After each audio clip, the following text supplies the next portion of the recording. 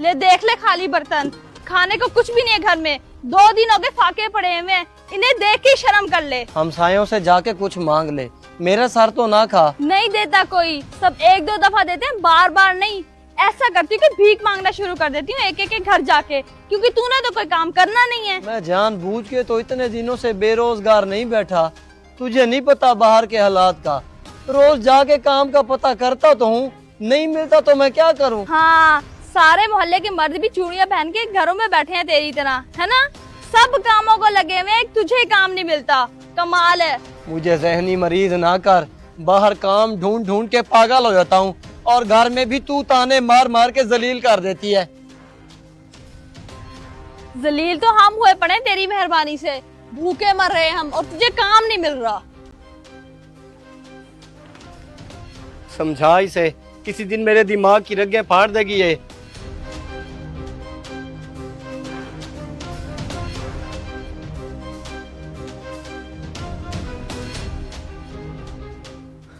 क्यों गले पड़ जाती है इसके? कभी तो बख्श दिया कर बेचारे को। बेचारा भाई, अब तू उसकी साइड न ले। बहन तेरी यहाँ जलील हो रही है और तू उसे बेचारा कह रहा है। हर किसी पे मुश्किल हालात आ जाते हैं, बजाय उसका सहारा बनने के, उस बेचारे को तसल्ली देने के, घर का सुकून ही बर्बाद करके रख देती है तू। हाँ, बात तो बिल्कुल ठीक है तेरी। कितना सुकून है घर में, दूध की नहरें बह रही हैं, ताजा फलों के दरख्त लगे हुए हैं। तोड़ दूं, खाएगा ताजा फल? बस कभी बात को ना समझी। समझ तो तू नहीं रहा भाई। देख, मैं पहले ही बहुत परेशान हूँ, मुझे मजीद परेशान ना कर।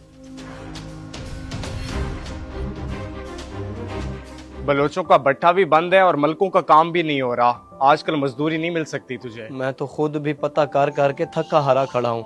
बेशक ईंटें उठाने का, गारा बनाने का ही काम मिल जाए, कुछ तो मिले। मेरे भाई, काम कहीं हो रहा होगा तो मिलेगा ना। सबने तो रोक रखा है, कैसे मिले? मेरा खुद भी बड़ा मिन्नते तरलों के बाद लगा है। बस बाहर काम नहीं मिल रहा और बेरोजगारी की वजह से घर में बेगम सुकून नहीं लेने दे रही। मैं जाऊं तो कहाँ जाऊं? ये तो फिर ज्यादती है तेरी बीवी की मेरे दोस्त। उसे तो तेरी सूरत हाल समझनी चाहिए आराम से। बड़े मुश्किल वक्त से गुजर रहा है तू, कम से कम उसे तो तेरे साथ ऐसा नहीं करना चाहिए। तो और क्या।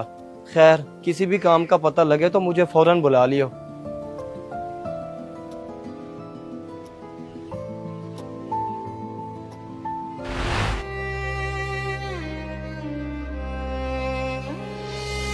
ये अपने बर्तन क्यों बाहर पड़े हैं?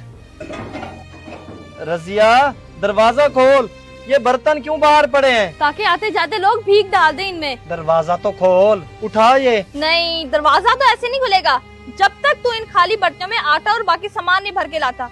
बच्चे तुझे देखते हैं तो और तड़पते हैं, कुछ खाने के लिए लाया होगा हमारा बाप। ये अकल है इस औरत की, कोई कसर नहीं छोड़ती मुझे पागल करने की।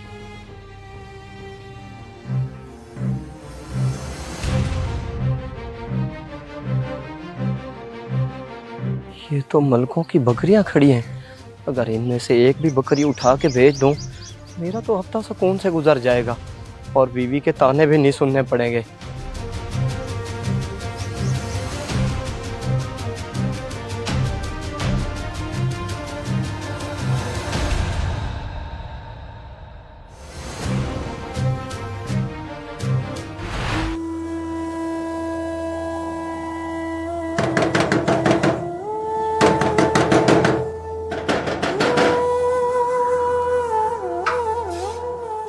रजिया, तू खैरियत तो है? भैया, वो इसने आगे बताया कि जमील चोरी करते हुए पकड़ा गया है, उसे पुलिस ले गई है। क्या चोरी?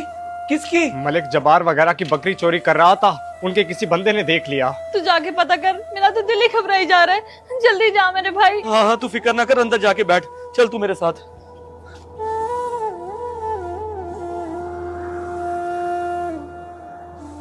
वो तफ्तीशी बता रहा था कि काफी सारी चीजों की चोरी डाल दी है मलिक वगैरह ने।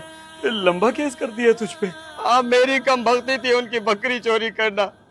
सोचा था इसको बेच के हफ्ता सुकून का गुजर जाएगा, तब तक कोई काम काज ढूंढ लूंगा, लेकिन पकड़ा गया और उन्होंने अगली पिछली सारी चोरियां मेरे साथ डाल दी। 20-25 लाख की चोरी डाली है तुझ पे। 2-3 साल से पहले तू बाहर नहीं आएगा, यहाँ से जेल भिजवा देंगे तुझे। क्या होगा जमील तेरा? जाके रजिया को कह दे के खुश हो जा, अब नहीं आऊंगा घर में। ना ही वो जलील होगी और ना ही बच्चे मुझे देख देख के भूख से तड़पेंगे। ठीक है भाई, चल।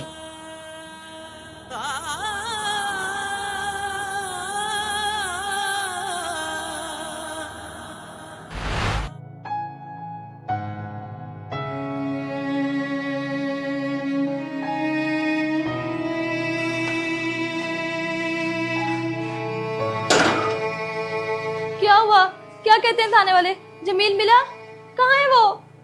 तू खामोश क्यों है? बोल, कुछ तो बता। क्या बताऊं, सुन ले। सिर्फ एक बकरी नहीं, आज तक मलकों की जितनी भी चोरियां हुई हैं वो सब उन्होंने जमील के सर पे डाल दी हैं। अब 2-3 साल तक बाहर नहीं आ सकता वो।